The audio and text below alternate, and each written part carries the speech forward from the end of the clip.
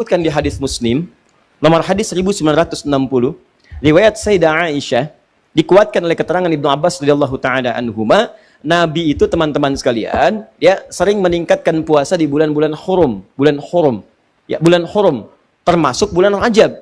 Ya, kata Sayyidah Aisyah, termasuk juga kemudian Ibnu Abbas radhiyallahu taala anhuma, saya kadang melihat Nabi sallallahu alaihi wasallam sering puasa, seakan-akan nggak buka, tapi juga sering melihat beliau buka, seakan-akan nggak puasa.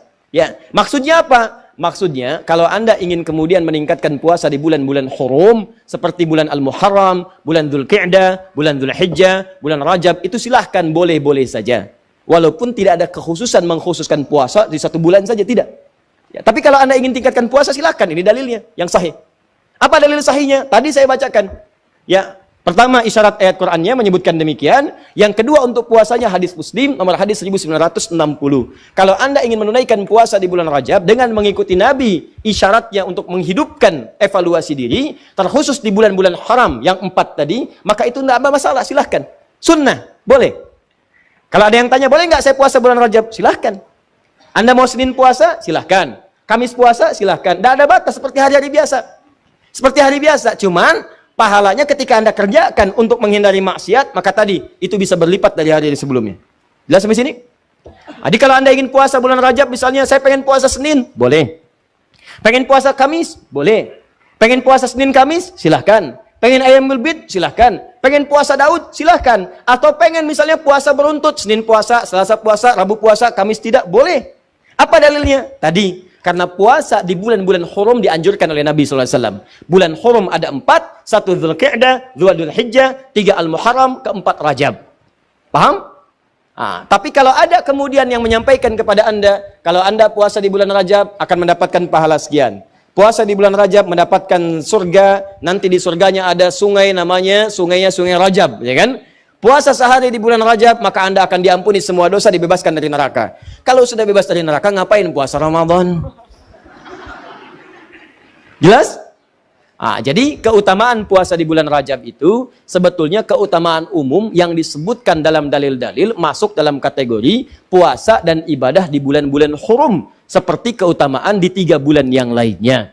Tidak ada amalan-amalan khusus misalnya yang hadis-hadisnya menunjuk keistimewaannya. Tapi kalau Anda kerjakan, silahkan saja kerjakan dengan niat mengerjakan amalan-amalan rutinitas seperti yang lainnya. Dan pahala Allah berikan kepada Anda. Contoh, Anda pengen sholat malam, silahkan sholat malam. Mau di bulan Rajab, bulan Sya'ban, bulan lainnya silahkan. Ya, sholat pertengahan malam silahkan, tahajud silahkan, ba'diyah maghrib silahkan, ba'diyah isya silahkan. Tapi kadang-kadang teman-teman sekalian, jangan sampai kemudian termotivasi oleh dalil-dalil sebetulnya yang tidak ada susunannya atau informasinya dari Nabi SAW. Contoh, pernah mendengar kalimat ini?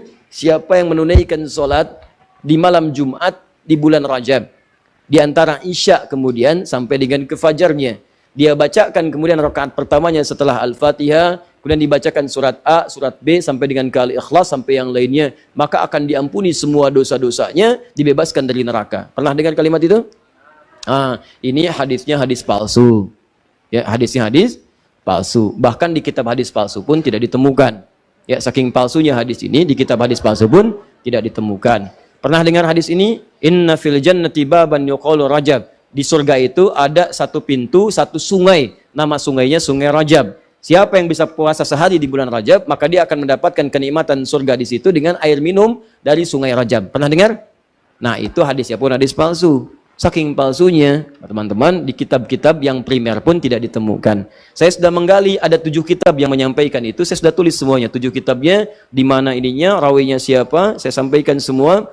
Ini ada At-Tashi Ashar Al-Masyhur Baghdadiyah, pengarangnya Abu Tahir As-Salafi, Fadailu Syahr Rajab Al-Hasan ibn Muhammad Al-Khilal, Fadl Rajab Abul Qasim ibn Asakir, Al-Amali Al-Khamisiyah karangan Yahya bin Al-Husain Al-Syajari, Al-Jurjani, Syu'abul Iman karangan Al-Baihaqi, At-Tadwin fi Akhbari Qazwain karangan Abdul Karim Ar-Rafi'i, Fadailul Awqat karangan Al-Baihaqi. Semuanya dicantumkan untuk menginformasikan pada kita hadisnya maudhu, palsu, paling minimal dhaif. Jadi dituliskan itu untuk kasih informasi, ini hadisnya dhaif ya.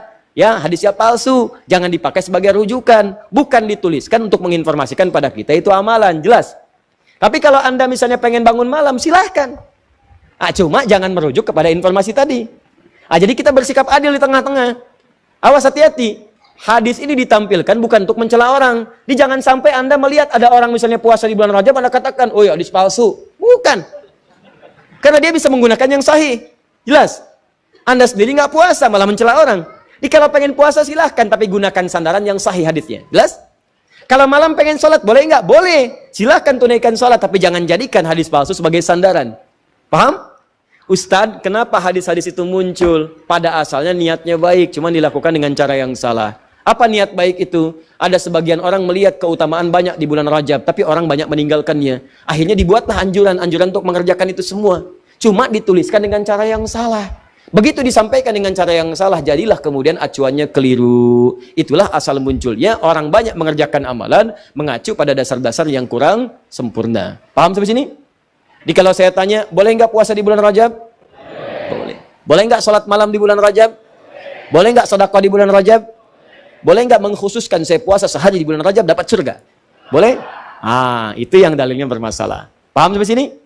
Jadi itulah asal muasalnya, runtutan ayatnya sudah ada jelas, hadisnya sudah ada, yang palsu sudah ada, yang sahih juga ada, yang sahih dijadikan acuan, yang kemudian dhaif atau palsu kita tinggalkan. Sepakat sampai sini?